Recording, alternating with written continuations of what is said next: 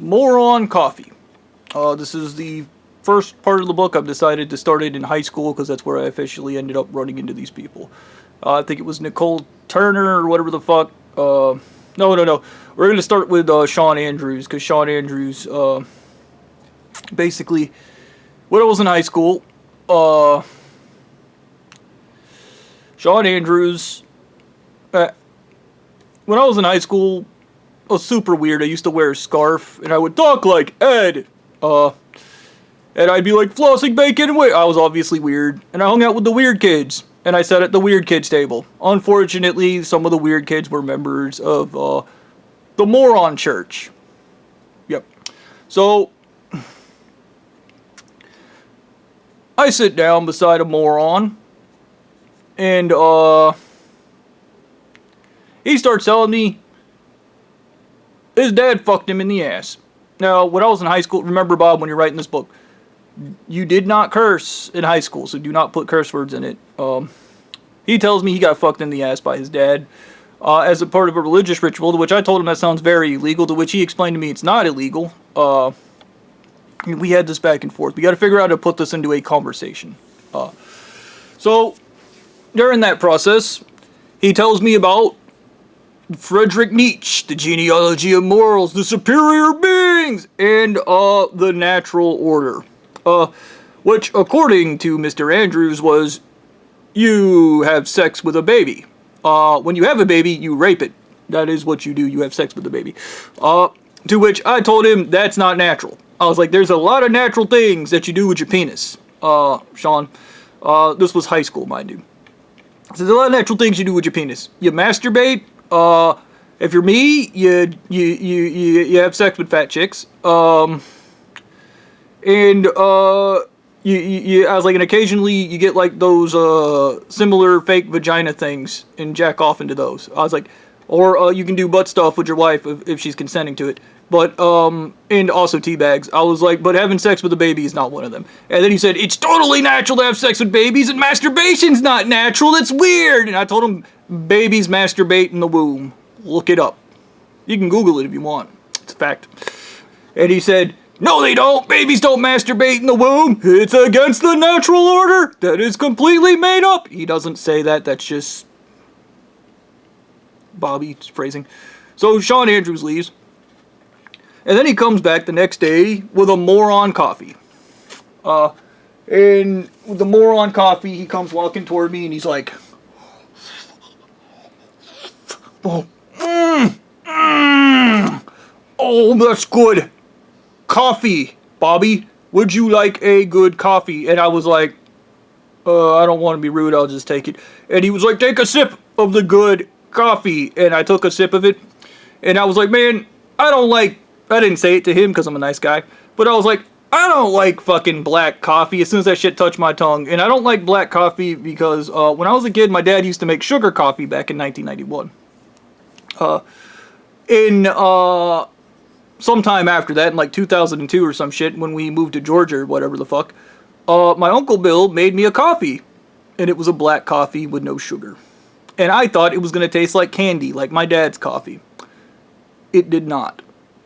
So as soon as that shit hits my tongue, I was like, and I'm walking down, I'm like, that's me! And I realized I have to, when I was going down the hall, I used to climb up on top of the vending machine, and then I would throw cups at people that were walking by. I would steal these cups from this water machine in the school. Well, sometimes it wasn't even like a water machine. They just have people selling drinks, and I would just grab like a stack of cups off of their thing and walk off with them. Pretty sure that's stealing, by the way. But I run over, I would either jump on the machine, run up the machine, because parkour, bro. Parkour. Get that parkour. And I would jump up on the machine, and then I'd begin throwing cups at people and screaming stuff. The issue was I had a full coffee in my hand. So I was like, hey guys, it's me, Bobby, flossing oranges. Don't you get those dressers they're getting for the electric plugs? Oh boy, buses. I wouldn't want to have that wall of my. Oh, hi. And then and the kid was like, what? And I was like, free coffee. And I gave that girl a coffee. The coffee Sean Andrews gave me. And if this sounds familiar from the Officer Fred story, it is. So I climbed up on the vending machine and I did my Bobby duty and began throwing cups at people and screaming nonsense because that's what I did in high school. That's not a joke. I actually did that in high school. So the next day, I come in. The bus is eerily quiet. Nobody really says anything. Sean Andrews approaches me in the hall, and he's like, staring at me. Well, first, before, remember, Bobby, when he gives you the coffee, the conversation. You can't go around telling people that I said my dad raped me in the ass for my church. That was, Sean Andrews in high school, everybody.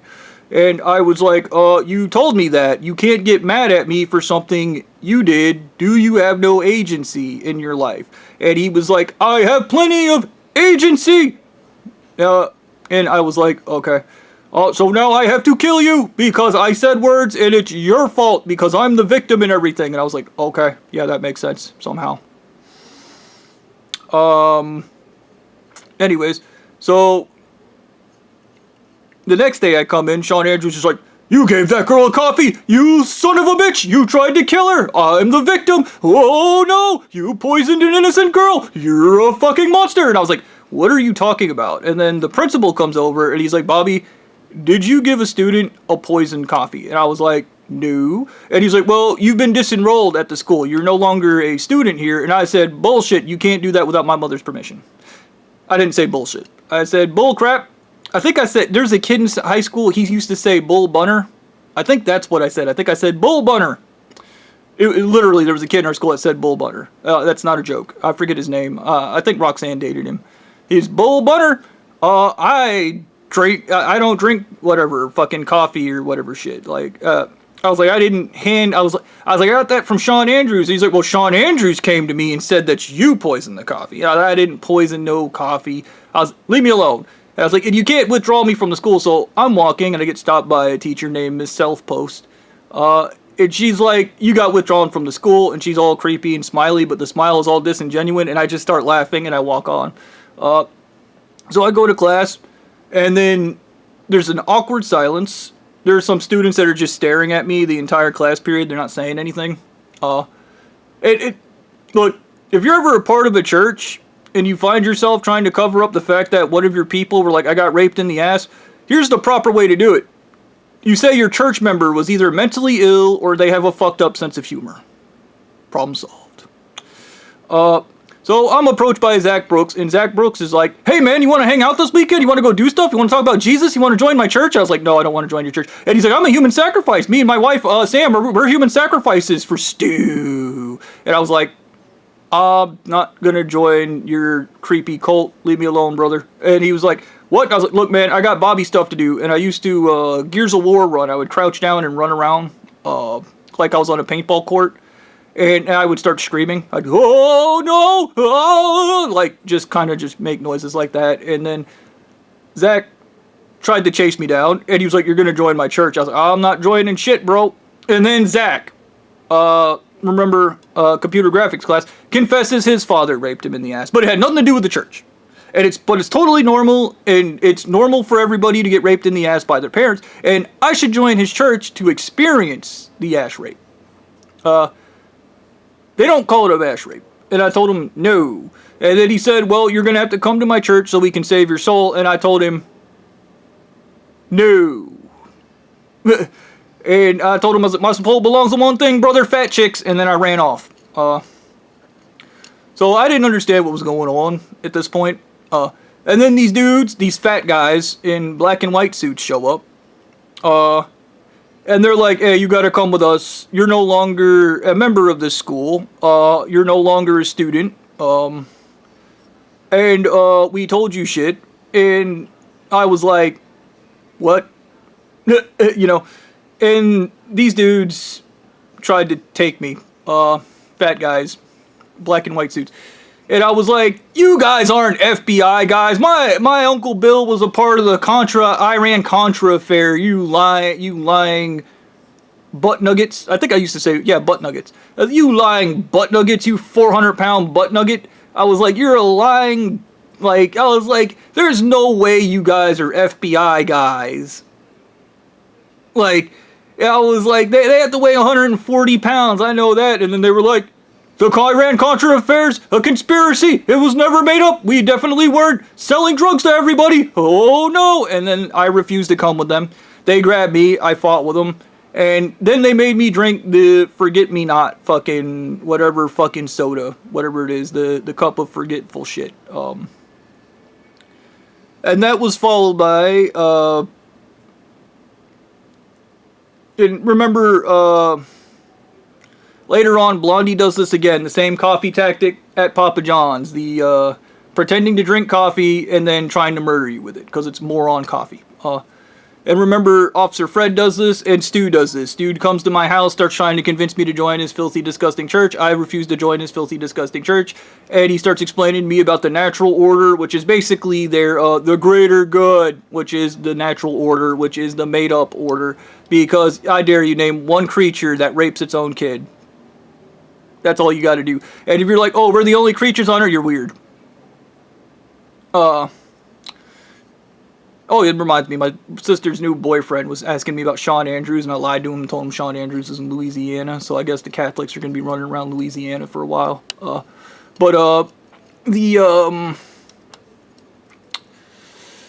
Fucking... Anyways, yeah, so... Sean Andrews... Yeah, in high school. Now, also Stu in high school. Now, that was the, you gotta remember, Bob, when you're writing the book, you have the entire Anal Eating Mummy God story that's partially remembered, but not completely. And you do have the, that reference you can go back to, when you were non-cognizant.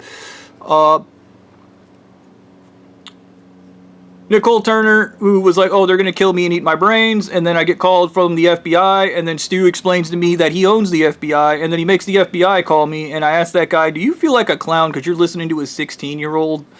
And I tell him that Stu has all these mental disorders, and then he's like, Stu doesn't have any mental disorders, he's a divine, perfect being, and that's why he fucks everything up and acts like an idiot. And I was like, oh, okay, cool. Those weren't his words, but that's what he meant to say. He said the opposite of that, so Bobby, when you're writing this, write whatever the opposite of that is. Now, that's where the Memphis come in, and they're like, oh, if Bobby starts cutting off body parts and mutilating himself, he can free more Memphis women, and if he does stuff that Stu can't do, more Memphis women get to go free. And then Stu's like, you have to marry the skinny chick, and I was like, nah, man, my dick's for one thing, fat chicks, you gotta leave me alone. Or my penis is for one thing, fat chicks, you need to leave me alone. And he's like, no, you gotta marry the skinny chick. I was like, I'm not marrying the skinny chick. I was like, I'll destroy the entire world before you successfully force me to marry a skinny chick. And he's like, you're gonna marry her! And I was like, nah, it's not happening. Anyways, that's when Nicole Turner gets to go free, kind of, but not really, I don't know. Because she didn't want to get her brains eaten. Sean Andrews comes back later that year, and he starts telling me about some girl, which later turns out to be Cherokee, and then Zach, at the same time, starts telling me about abducting Cherokee and raping her. And then Stu uses his bullshit to erase that shit from my mind, and then fucking Sean calls me at my house, and is like, I'm coming to you, because you're not a member of this filthy, disgusting church, and you're not trying to murder me, and then he never showed up. I guess he ended up just leaving with Cherokee, and I kind of led Sean down this path because he was like, oh, I love this girl, they're going to kill her and eat her brains, all this stuff, but I was like, man, you got to be like a cowboy or like a knight in shining armor and marry that and go running, and I was like, run into the sunset, we'll run forever, baby, and I was like, it sounds so romantic, and I put that kind of shit in his head. So I guess you could argue everything Sean Andrews did, it was actually my fault in high school because I had no idea how serious any of this shit was. These people keep harassing me, and the more they harass me, the more little subtle clues they drop to their fucking mental illness. Roxanne Maccabee starts wanting to be my friend in school. She starts sitting beside me and constantly trying to talk to me and hang out with me. Now, in school, I was antisocial, but not antisocial in a manipulative way. Antisocial as in I didn't want friends. I didn't want people around me. The only thing I cared about was having fun. As is the normal concept. I wanted to act like Ed and be stupid. These people wanted to ruin my life because they, for some reason, didn't tell their members not to talk about the Memphis women who get their brains eaten. They didn't tell their members, don't go around telling people you get raped in the ass because it's a part of our disgusting cult. Don't go around doing this, and don't go, guys, give them a fucking list. You don't get to murder innocent people because your member fucked up. You have to give your member agency and look them dead in the face and go, you fucked up, we're not gonna go poison Bobby and then risk murdering some other student because we gave him a bad coffee. And Sean Andrews gave me 2 bad coffees before he turned himself into the principal and explained that he fucked everything up. Yes, this actually happened. Sean Andrews went there and explained that he had accidentally poisoned the coffee. He gave it to me, and then I gave it to the girl, and then the principal let me off the hook. And then everybody was like, oh, Stu's gonna kill you slowly in a horrible way, and you're gonna die horribly because our church is violent and stupid, and nobody in our church has any agency in anything they do. And you might just be a simple Bob being a simple Bob, but we're just gonna keep fucking with you and poisoning you with heavy metals because we're pieces of shit like that. Yeah.